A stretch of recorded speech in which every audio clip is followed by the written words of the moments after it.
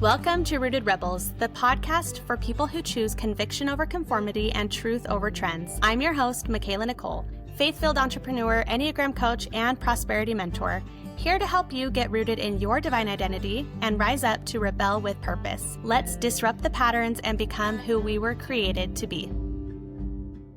Hey friends! Today I sat down with Heather Nielsen, a speaker, mentor, and business coach who helps women build purpose-filled businesses while fully embracing the gift of motherhood. As a mom of 5 and a tech-savvy entrepreneur, Heather brings a unique blend of strategy, heart, and healing into everything she does. In this episode, we dive into her journey from teacher to coach, how she rebuilt her confidence after personal tragedy, and why she believes that true success starts on the inside. We talk about limiting beliefs, building your own stage, even if you're not an entrepreneur, the tension between faith and making money, and how a simple shift in mindset can create miracles in every area of your life.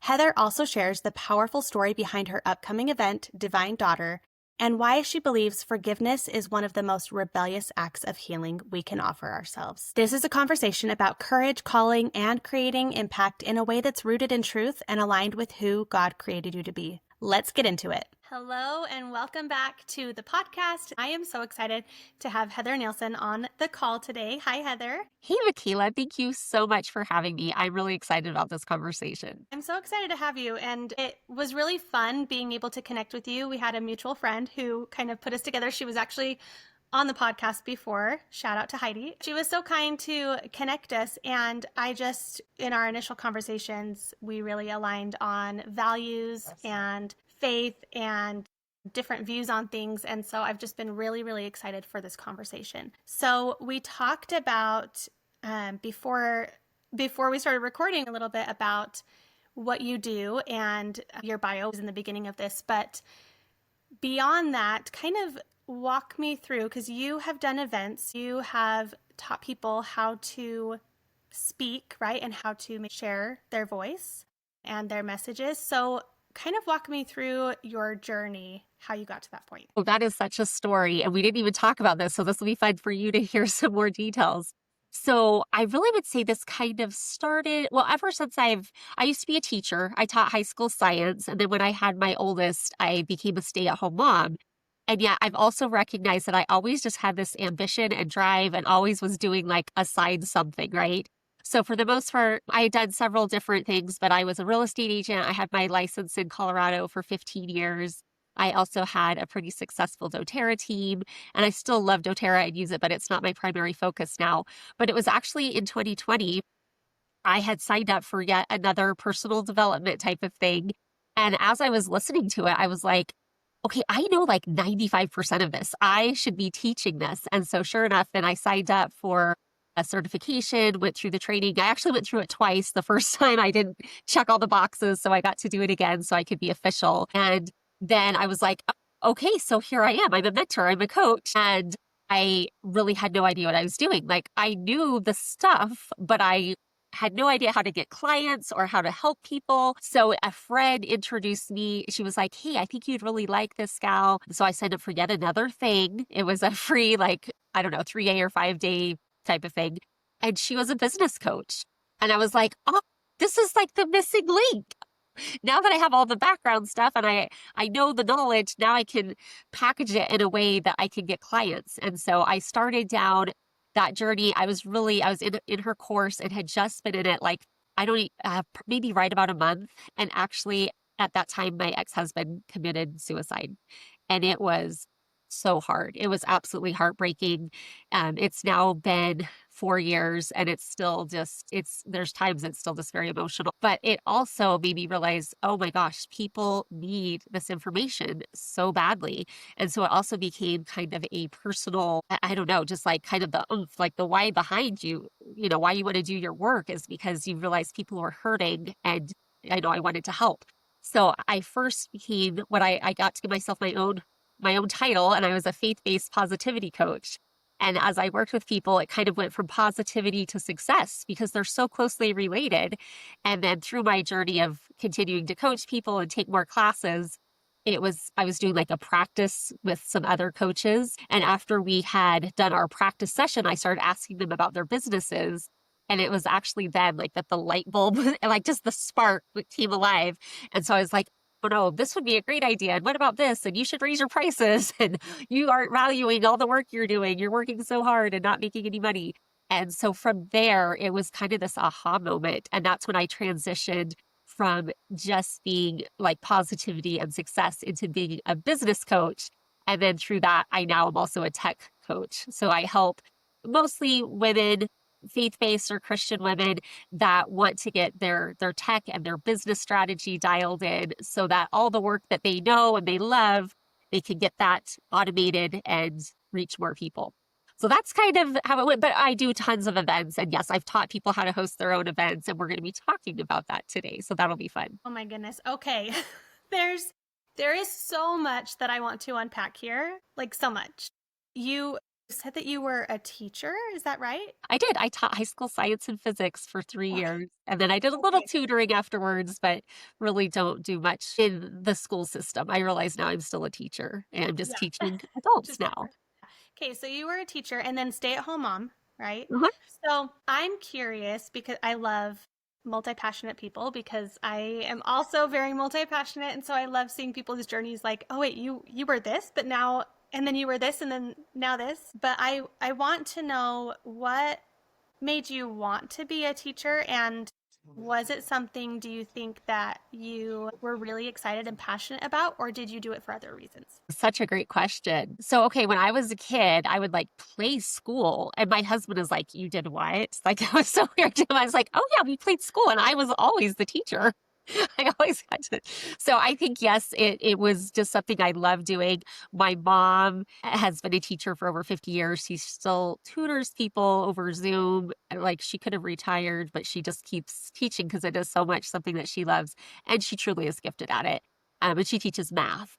But I started out actually in engineering, and I recognize now I really would have been a great engineer. I have like all the skills, but I also lack self-confidence. And after taking the hardest, well, at least for me, some of the hardest classes, I switched from engineering into physics teaching. And so maybe there was a little bit of that, but I also am so grateful because if I had stayed with engineering, you have to work 5 years before you take your PE exam. Like there's a whole thing with engineering, and I feel like this is a much better fit. And frankly, it doesn't matter because here I am doing something seemingly unrelated, even though the root is really teaching and helping people. I love that. And you talk about this lack of self-confidence. So I am curious, you're doing the certification to become a coach, and then you decide to kind of give yourself this title of faith-based positivity coach. And then it moves into success. And then the focus is now on the business. So did your self-confidence play a role in kind of that journey of, oh, I'm going to start here as a faith-based positivity coach? Do you feel like you started there because you were feeling a little self-conscious of calling yourself a business coach? No, honestly, I feel like I could not have been a business coach 5 years ago. That was something I was learning.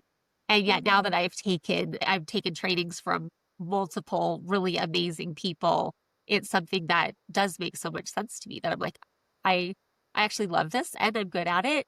And it all weaves together. Like I still teach my mindset strategies in my wealth and wisdom trainings that I do monthly. There are some people that's all they want. They just want to feel good about their life. They need to find peace. They need to learn the strategies to process their feelings and do that inner healing.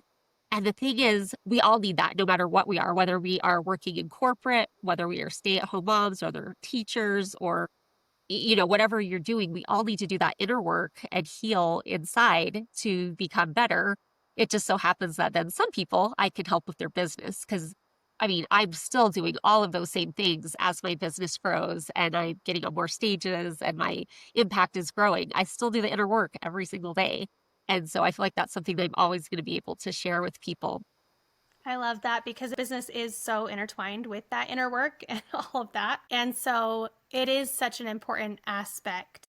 And I love that you have that foundation and then you're able to use what you were doing and now add it to these other skills that you've learned. So I just want to talk about this self-confidence piece. Struggling with that, how did you get then to this spot of hosting events, putting on events? Because that's kind of a big deal. It really is. So I was doing that course that I mentioned that during that summer when my ex-husband passed away, and I was trying to go through and check all the boxes and do everything in order, and it was just taking me forever. And finally, I was listening to actually Denise Dutfield Thomas, if you know her.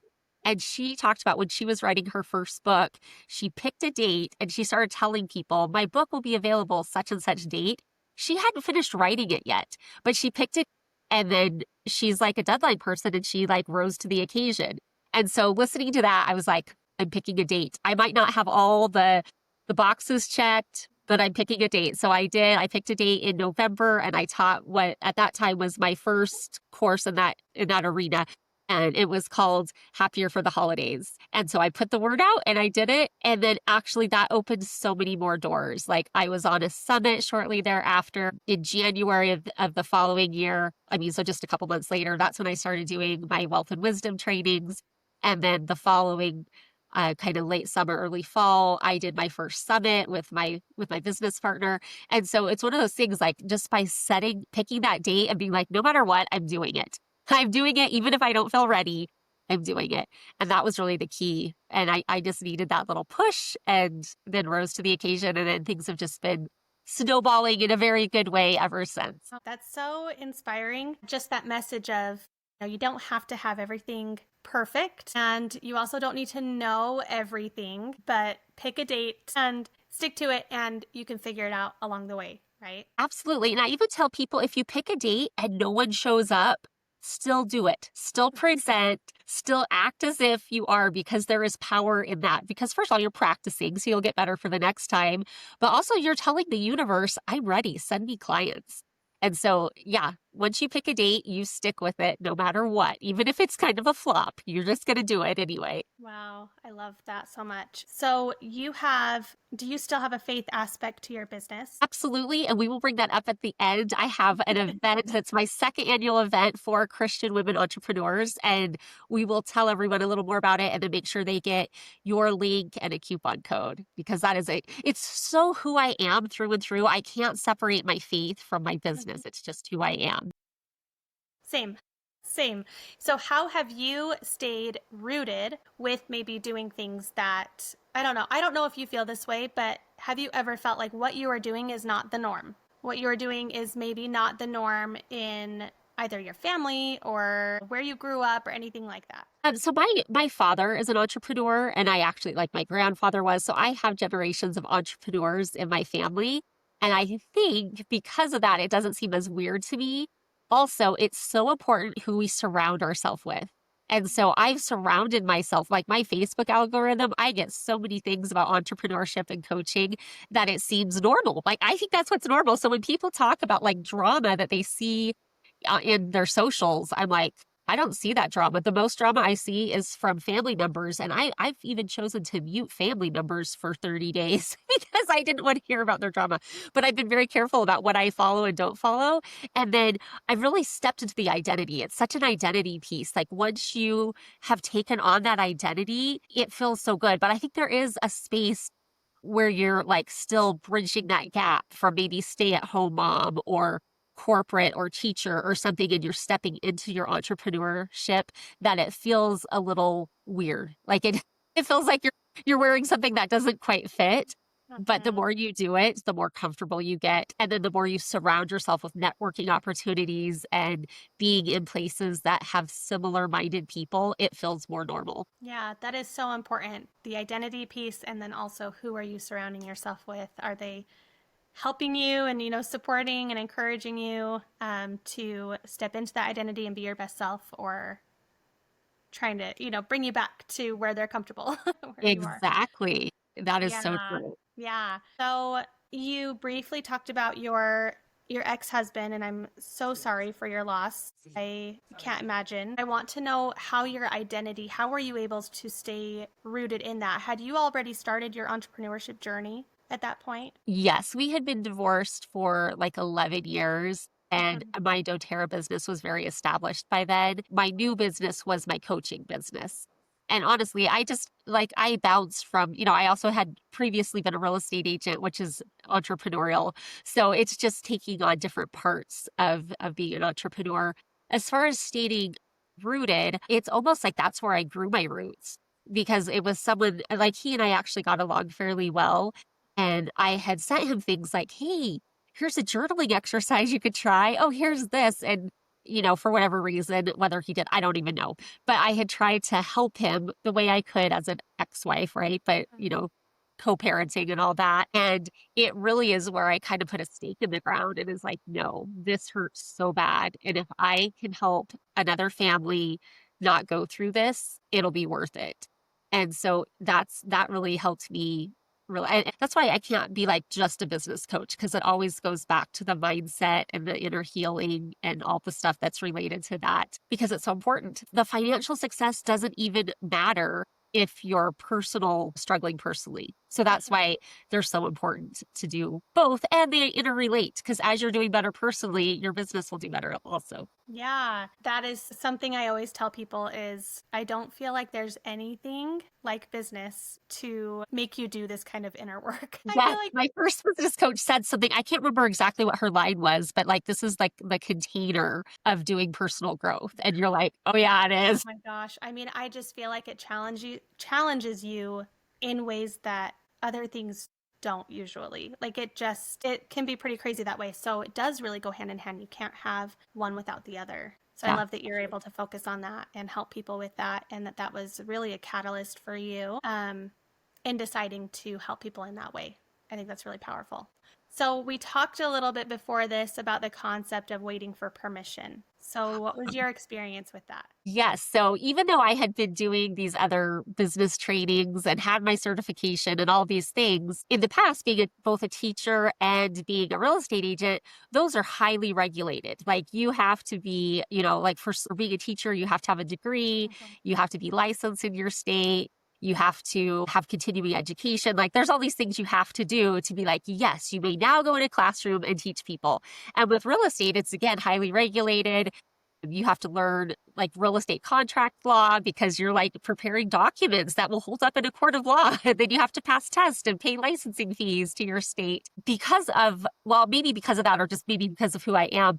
I recognized when I attended a retreat one time that I was being held back. Like I was stuck in my business because I was like waiting for someone to give me permission. And there was no regulating body that was going to come along and be like, you may now go teach people as a faith-based positivity coach. And it was really interesting, one, to recognize my own limitation. Like when you have these aha moments, like, oh, where was I stuck? Where was I holding myself back?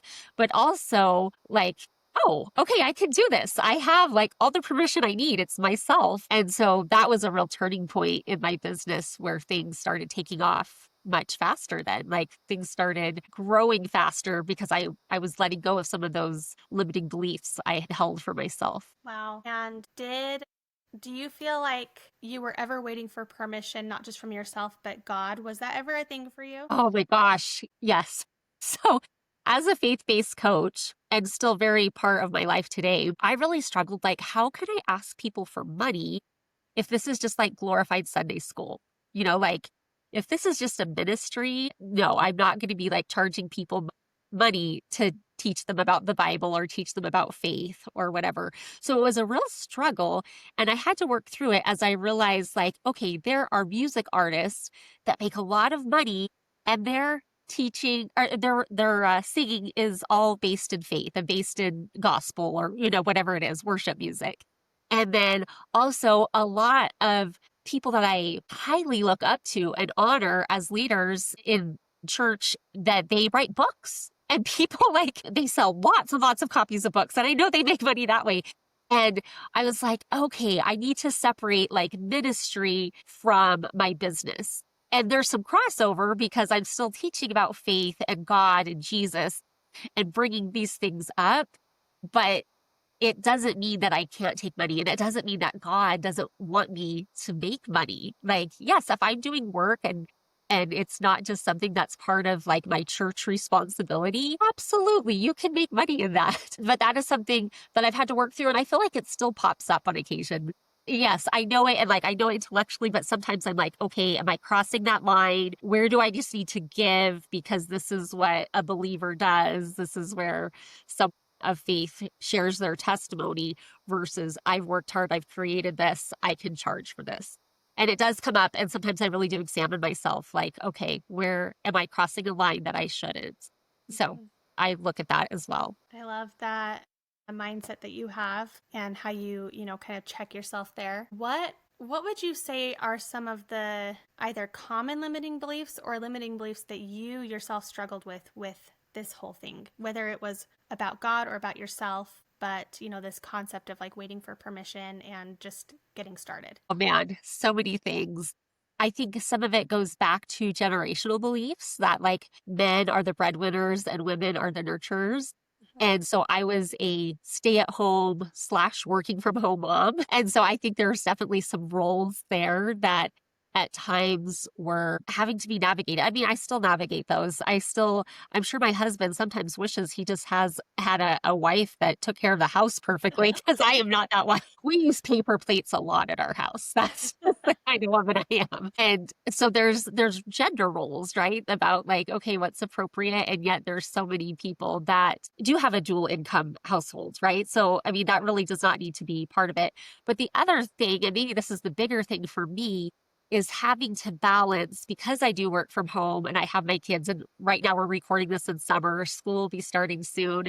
But there's that balancing like, how much work can I do and how much time do I need to spend with my family and my kids? And am I interacting with them enough? So I feel like that balance has probably almost been the harder thing for me to navigate because if you're working, you sometimes feel like you're neglecting your kids. And if you're doing something with your kids or in your home, you feel like, oh, you're thinking of things that you could be doing in your business. And so that balance is tricky. And I love it. I don't remember who I first heard it from because I've heard it multiple times, but there really is no balance. It's more of a flow Mm-hmm. and just having to kind of manage and go back and forth. Yeah, I had heard something similar. But she had phrased it with like, it's not balance, it's harmony, having things work in harmony I together. feel like I have heard that too, and now I'm trying to remember who it was. I can't remember. Yeah. So how have you navigated that? Oh my goodness. Honestly, there's a couple things. I remember hearing another person, they are telling, it was actually Tammy Ward. And this was years ago, but she was telling her kids, like, you can go for your dreams. You can be anything you want. And then one of her daughters was like, well, mom, what's your dreams? And that was kind of the door that opened for her. Like, I do have dreams. And now Tammy hosts really great, amazing events Mm-hmm. for energy healing and whatnot. She used to do homeschooling, but now I know someone else is taken over that. But that is really that was rather eye-opening. Like, wow, if I'm telling my kids one thing, but I'm not modeling it, that doesn't add up, right? And so it's partly that, but I honestly I still wonder if I'm doing a great job because I do so much mindset work, but I'm like, I probably need to have some like affirmation posters above the TV or something so the kids are seeing it. But even though I mean I do think it does sink in and sometimes kids will say something and you're like, yes, they're getting it. And several years ago, my oldest gave me a blanket for Christmas and it was all different affirmations on one side. And I was like, this is the perfect gift. And so like he knows. And then this is like super funny. My daughter has a pair of underwear that says like, be brave, you're strong. And she calls it her affirmation underwear. I Cute. can't even take a picture of it and post it because it seems like it's inappropriate. But the fact that my little one called her positive statement, her affirmation underwear. That totally like makes me chuckle and laugh and smile inside all at the same time. Oh, that's amazing. Oh, I'm that's so very cool. funny. Yeah. Well, it sounds like you're doing a great job. And I think, we're never going to be perfect at No. it. We can just try our best, but it sounds like you're doing a really, really great job with that. Well, I guess we'll all find out in like 10 to 15 years how well I really did. That's right. How much therapy they end up needing. Exactly. Okay, so we had also talked about this concept of like building your own stage. And I'm really curious for those listening who might not be entrepreneurs, how can that, I would love for you to talk about like how this can still apply. So this concept of building your own stage Yeah, for no, all. that is a great question. And because building your own stage, you typically do think of that as for entrepreneurs because it's so important that, it affects your credibility, your visibility, and ultimately your profitability. But yeah, what does that mean for someone who's not an entrepreneur? And I think it comes back to that confidence piece that you talked about. And confidence is important no matter where you are. I actually was just doing some journaling this morning and was talking about mindset and talking about kind of if we're having a poverty or scarcity mindset and how that affects like what decisions we make. And man, I wish I had it in front of me because I didn't know I was going to bring this up. But I wrote in this journaling space, like if you have a small mindset, it will lead to small which will lead to small results. And that affects every area of our life. Like it affects parenting. Like I was just at a family get together and it was interesting to see one of my cousins who I know has done so much work on mindset and whatnot. And she was talking about her kids and she's like, my kids are just so good. And she has a set of twins, they're the youngest. And so she could be this like, I'm going crazy. I have 5 kids. The youngest are less than 2. And instead, she's like, "Oh, I just have such good kids that it's so much easier. I have great kids." And to see that compared to someone else that I know that calls their kids brats and liars and like the mindset is so huge in every aspect of your life. And so when you start with yourself, and one of my favorite things from Jim Rohn is for things to get better, I must get better. For things to change, I must change. And that affects parenting, it affects marriage, it affects your work relationship with your coworkers and how your boss sees you, and even how you interact with people at the grocery store or driving. Like this is something else that I heard recently, and I'm sure all of us have heard the phrase hurt people hurt people. And we're all like, oh yeah, it's like hugging a porcupine, right? Like people that are hurt are just really hard to be around. But this minister said, she said, forgiven people forgive people. And I had never heard that before. And I was like, that is so true. As you do that inner healing, and so much of that is forgiveness, forgiving yourself for past mistakes, for decisions you've made, for ways you've hurt people or things you've done, then you are more naturally led to forgive other people. And forgiveness is actually it's huge. I mean, having been through a divorce, I had to work on forgiveness, right? And whether you are divorced or not divorced, anyone who deals with people, which is all of us, we all have to work on forgiveness. And, we all can be forgiven through Christ. That's, like that's my belief. But then we also can forgive others. And it doesn't mean that it's fair or even that you have to keep putting up with whatever it is, but it can take the sting out of it and it can help you move forward and stop being held back by that victim mentality. I could actually talk about this a long time. So maybe Rooted Rebels really is like, you know what? I'm going to forgive you even if you don't ask me to, because I'm going to move forward whether you like it or not. Yes, rebelling against what a lot of people do, or, holding a grudge and Yeah. just refusing to forgive. Yeah. I think it's such an important, and I think a lot of people know this now because there's been so much messaging with it, but forgiveness is not about the other person, it's about you. And it's allowing yourself that peace and that ability to move on from that instead of being stuck in it. And like you said, the victim mindset, the victim mentality. With that mentality, and you also brought up, I know we weren't going to, go down this road necessarily, but you did bring up the poverty mindset. How have you seen those two go together? Is there a relationship there with the victim mindset and the poverty mindset, the scarcity? Absolutely.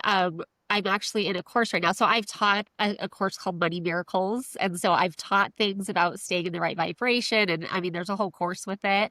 But then this is something that never goes away because if in the course, someone last week said, okay, do millionaires have poverty or scarcity mindset? And one lady was like, no. He goes, yeah, they do, or they'd be billionaires, right? So we all have another layer, a next level to go to. One of the trainings that I did years ago, the instructor was super vulnerable, and I so appreciate what she shared. But she was at 60,000 a month, and yet she really had the goal to become a millionaire. And so she knew that she needed to work on her money mindset in order to hit that next level. And so no matter what level you are at, there's always another level. I think, I mean, there's so much we could talk about, but honestly, we are often unaware of what our poverty mindset is or what our scarcity lens is. You know, scarcity is a lens that if you are looking through a dirty lens, and I wear glasses, so this is a great analogy for me. But if or I should even just say when my glasses get all smudged up and whatnot, it's just not as crisp and clear, right? And I can still see. But really, if you're looking through a scarcity mindset that's so blurred, there literally could be opportunities right in front of you, and you just don't even see them. You don't even see them. And I recently saw on Facebook someone posted something. There was this video of these tumbleweeds just like blowing past these people's house. I don't know where they live, but it was just like this amazing amount of tumbleweeds. And then someone posted underneath a blog post where someone had a bunch of tumbleweeds and they started selling them because they had all these tumbleweeds that would just blow into their property. And she made like $dollars because people wanted them for movie sets, or they just wanted it. I don't even know why you'd want to buy a tumbleweed and pay for shipping, but whatever. People had needs for tumbleweeds. And so something literally labeled as a weed was able to make her $40,000. And it's like, you know what? That is an opportunity that is in front of so many people. And yet she was the one that's like, you know what? I'm going to see if anyone's going to buy these. And they did. So I think there really is so much that goes into the scarcity and poverty mindset and mentality. And I'd encourage people to start, like, I'm in this course and I pay for this course, but start with like just reading books. There are so many great books. I'm also reading one right now called Think and Grow Rich by Sharon Lechter. Oh no, sorry, it's Think and Grow Rich for Women by Sharon Lechter. She's amazing. She was a co-author with the Rich Dad Poor Dad series, and it's all amazing. So start somewhere to be improving and examining it, and everything, you'll just get higher and higher levels. There's always another level for all of us, no matter what level we're at. That's so cool. And for those who feel like, well, I need to be humble though, and I need to, be here, and I shouldn't be desiring those things, what would you say? Whether it's more money or success or anything like that, or even just doing bigger things, if that's getting in the way for them, like, oh, I need to play small because I shouldn't be wanting those big things, right? And I think a lot of that can be a spiritual limiting belief, but what would be your message for those feeling that way? Well, that's so good. Well, first of all, yeah, addressing that spiritual message is so often the scripture, and it's not in front of me right now, but it's people say money is the root of all evil. If you go and look at it, it's the desire for, no, what is it? The love of money is the root of all evil. So that's so often misquoted and misplaced. And the other thing that I think there is a lot of generational baggage that we carry. Most of us here in the US, I mean, almost all of us came from people who immigrated here. And a lot of times they immigrated at a great cost. They wanted freedom more than they wanted their comfort. And as they came and settled the West, and some of them went through, I mean, things that we just can't even imagine, like, dug out homes that had spiders and stuff. Like, I'm just so grateful I'm not living in that. But they really suffered a lot because they wanted freedom. And we still sometimes think we need to suffer when that is like not even our reality anymore. We do have to let go of these generational beliefs that are keeping us held down. The other thing that I deal with a lot with my family, recognizing patterns, is that my grandparents lived through the Depression. And so my grandma would save tinfoil and wash it and reuse it multiple times. I totally love like the whole reuse, reduce, recycle. But at some point it seems like a little much. You're like, how much water am I using to clean up this piece of foil? Like at some point it seems like it's a little excessive. Well, I want to be a good steward of our earth and whatnot. I see so much of this almost like hoarding because it comes from scarcity. And like, if I get rid of this, I'm not going to be able to get it later. And so there's a lot of that generational stuff that I'm dealing with my own family and my own story. And so one is just like recognizing what is holding us back, and then really examining, like, is this true? Is this true that if I threw this away, I wouldn't be able to buy it? And I know it was my brother told me about a book that if something could be replaced within, like, if you could go within like 20 minutes and buy something for less than $20, it's probably not worth storing in your home and cluttering up your home.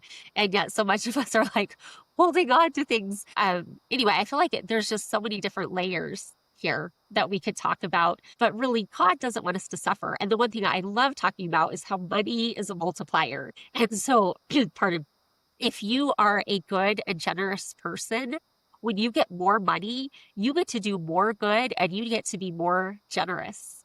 And so I don't know, sometimes people have this fear like, oh, well, with money, it's going to ruin them.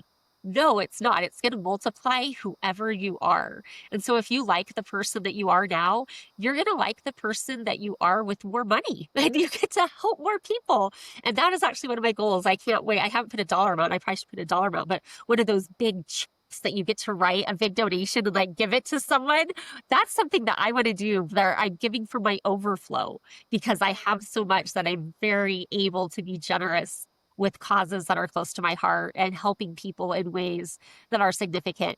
And I should say, not doing it with the big check because I want all the praise, but I just want to be able to make a difference. That's what really, making a difference with more money, because money does open a lot of doors. It helps a lot of opportunities. It solves a lot of problems. Yeah, I love all of that so much. And when we talk about that concept of having your own stage and building your own stage, the word that comes up for me is just impact.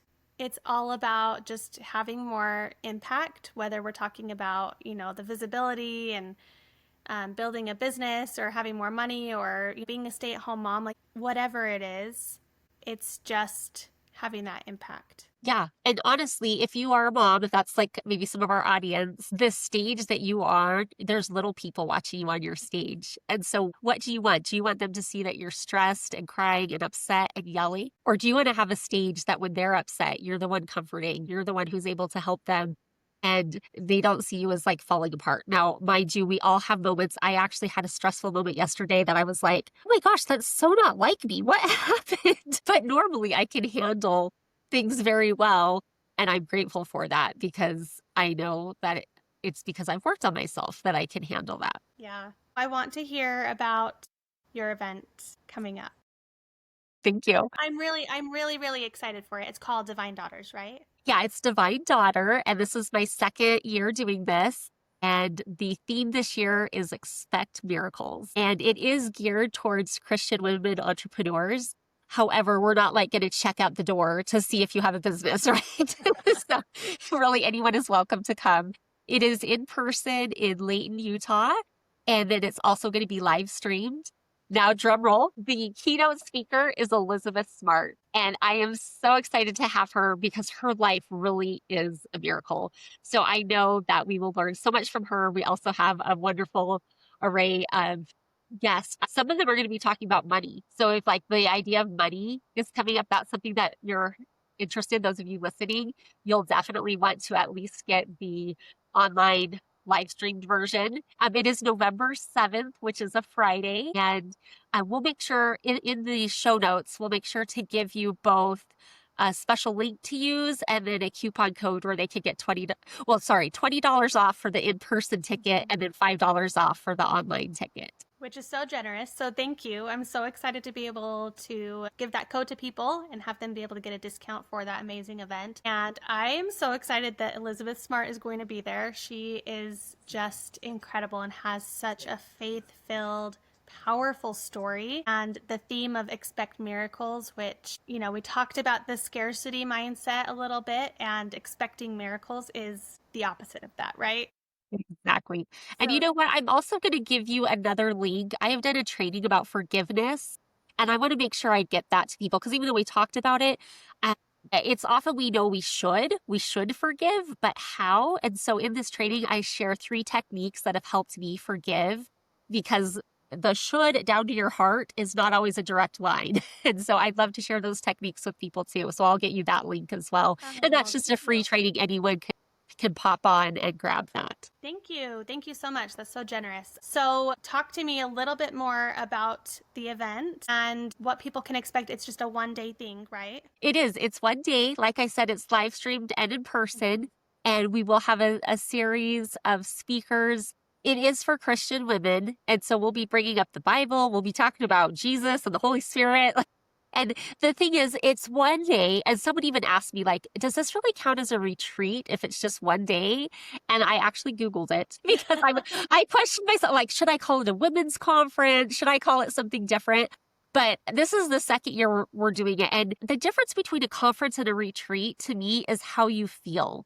And this is an event that is going to make you feel renewed. It's going to make you feel hopeful. It's going to make you, and my favorite events are events that make you feel so good inside and yet want help you have the desire to stretch a little further.